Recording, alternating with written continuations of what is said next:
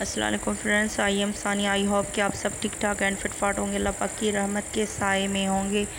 جی ہاں فرینڈس، ہمارے channel stories with ثانیہ کو ابھی تک سبسکرائب نہیں کیا تو پلیز سب سے پہلے سبسکرائب کریں اور بیل آئیکن بٹن کو ضرور پریس کریں تاکہ ہماری ہر نئی آنے والی ویڈیو آپ لوگوں تک بر وقت پہنچتی رہے۔ سو فرینڈس، ناول ہے محبت کی شاہین الیاس۔ اوف کیا مصیبت ہے سر نے اتنا گھٹیا کوسچن ضرور دینا تھا، وہ کب سے پیپر سامنے رکھ کے پریشان آخری سوال کو دیکھ رہی تھی۔ آخر سر معز کے دل میں سلواتے سناتے اپنے سے آگے بیٹھی سارا کی کمر میں پینسل کی نوک مار کے اسے اپنی جانب متوجہ کیا۔ سارا نے غصے سے فاما کو دیکھا۔ فاما بزنس ایجوکیشن اسٹوڈنٹ تھی، پنجاب یونیورسٹی کے ڈپارٹمنٹ IAR کے ہال میں بیٹھی پیپر کر رہی تھی۔ کیا مصیبت ہے؟ سارا نے خفگی سے دھیمی آواز میں پوچھا تاکہ ایگزامس تک اس کی آواز نہ پہنچے۔ یار اس کوسچن کا تو کوئی آئیڈیا دے دو، فاما پریشان سے بولی۔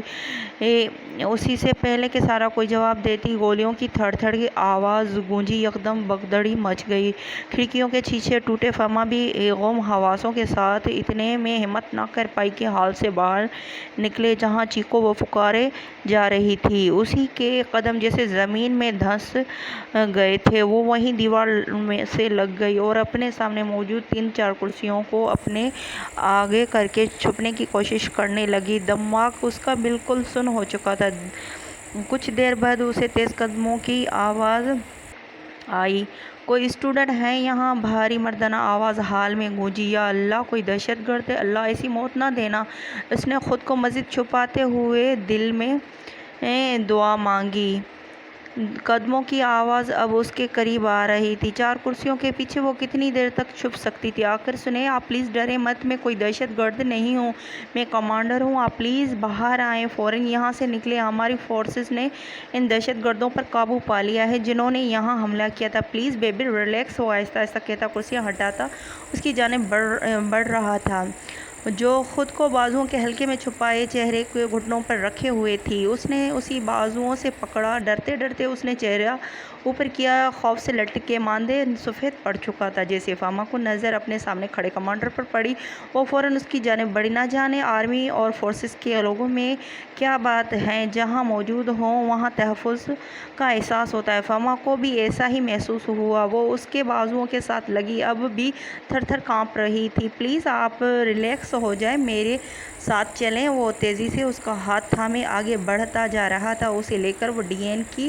آفس پہنچا جہاں پہلے سے بہت سے اسٹوڈنٹ موجود تھے۔ سب کے چہروں پر خوف تھا۔ ہیلو جی، ہم نے دہشت گردوں پر قابو پا لیا ہے۔ وقت پر نہ پہنچتے تو ان کی خودکش بندے یونیورسٹی کو بہت نقصان پہنچاتے۔ نہیں سر، 2 تو میری گن سے جان بحق ہو گئے ہیں اور 2 کو ہم نے زندہ پکڑ لیا ہے۔ جی سر، وہ کمانڈر جس نے فاما کو جان بچائی تھی اس وقت موبائل پر اپنے ہیڈ کو یونیورسٹی میں ہونے والی دہشت گردی کے بارے میں آگاہ کر رہا تھا۔ فون بند کر کے DN کے پاس گیا۔ آپ پلیز ان اسٹوڈنٹ کو گھر بھجوانے کا کام کریں۔ سب میڈیا اور تکشین کے لیے ٹیمز آ چکی ہیں تو ان کا نکلنا مشکل ہو جائے گا، اسپیشلی گرلز کا کے ساتھ ہی وہ ان کی آفس سے باہر نکل گیا۔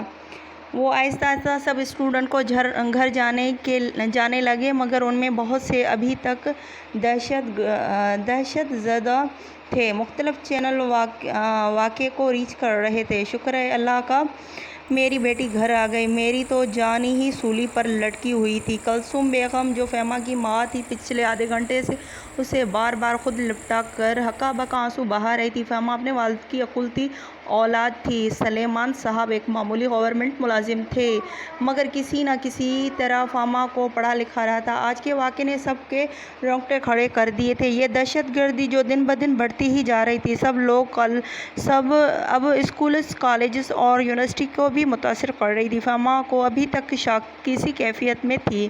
کچھ اسٹوڈنٹ کو گولیاں بھی لگی تھیں، مگر بروقت کمانڈر کے حملے نے دہشت گردوں کے دوران ناکام بنا دیا۔ فاما کو وہ کمانڈر یاد آیا، اسے سر کی آفس لے کر گیا تھا۔ اگر اس کی جگہ کوئی دہشت گرد ہوتا تو آج اس کے ماں باپ اس کے لیے رو رہے ہوتے۔ یہ سوچ کر ہی جھرجھر سی آ گئی۔ اس نے حواس بحال ہوتے ہی سارا نے फ़ोन किया, जो कि हाल से निकलते ही घर चली गई थी।